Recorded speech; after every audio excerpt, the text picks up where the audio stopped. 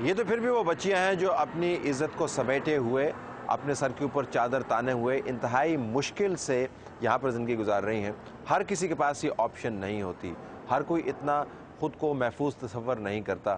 ہماری یہاں پر ملاقات ہوئی ایک ایسے فرد سے جو بچیوں کو، طالبات کو سستی رہائش گاہیں فراہم کرتا ہے۔ ان کے ساتھ جب ہم نے اس جگہ کا دورہ کیا جہاں پر یہ بچیاں رہتی ہیں، جس جگہوں پر بچیاں رہتی ہیں، تو پتہ یہ چلا کہ ان بچوں کے لیے انتہائی مجبوری ہے۔ ان کے پاس پیسے اب کمانے کو ہیں نہیں، کیونکہ جو کام کرنے کے گھنٹے ہیں جس ویزے پر یہاں پر آتی ہیں وہ انتہائی کم کر دیے گئے ہیں۔ ان کو علم نہیں ہوتا کہ یہاں پر خرچے کتنے ہیں۔ اگر آپ ٹریول کی ہی بات کریں تو ٹکٹس کی قیمت میں بھی اضافہ کر دیا گیا ہے۔ اسٹوڈنٹ کے لیے 4 پاؤنڈ کا اضافہ ایک طرف جانے والی ٹرین کے ٹکٹ میں بہت بڑا برڈن بنتا ہے۔ گزارا کس طریقے سے کرتی ہیں، ایک انتہائی اندوناک داستان ہے جس کی ایک جھلک ہم آپ کو دکھائیں گے۔ ان کمروں کے اندر یہ گزارا کرتی ہیں، ساتھ والے کمرے میں 2-2 3-3 لڑکے رہتے ہیں۔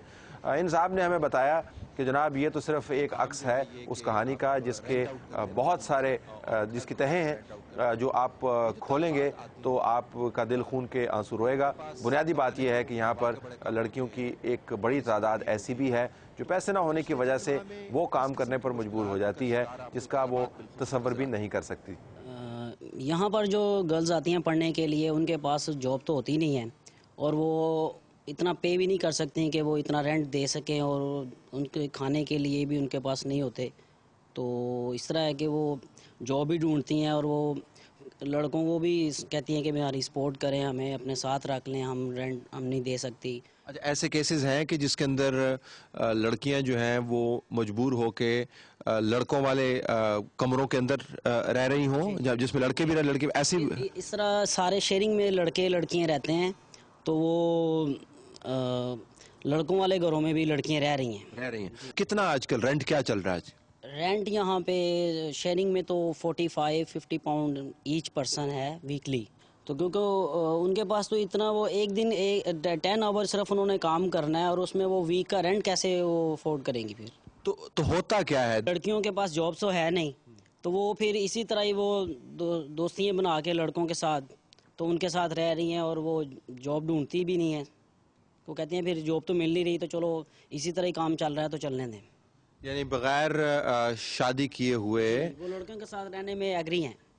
اچھا، اور یہ رہائش جو ہے اگر آپ اس کو کوئی اور نام دے تو یہ کیا ہوگا؟ یہ تو ایک قسم کا، اگر آپ لفظ استعمال کریں تو کاروبار بن گیا نا یہ تو پھر؟ یہ تو بزنس بن گیا نا یہاں پہ لوگوں کا، لڑکیوں کا لڑکوں کا بزنس بنا ہوا بیسیکلی۔ تو یہ پچھلے چند ماہ میں یہ زیادہ آپ کو نظر آ رہا ہے؟ اس سے پہلے ٹرینڈ کیا تھا؟ آپ تو کافی عرصے سے رہ رہے ہیں۔ اس سے پہلے تو لڑکیاں جاب مل جاتی تھی ایزیلی، کیونکہ ابھی جاب نہیں مل رہی، انہوں نے سٹاپ کر دیا ہے کہ 10 آور تو ابھی بھی ہے، لیکن جن کو 10 آور کی بھی جاب نہیں مل رہی تو وہ کیا کریں؟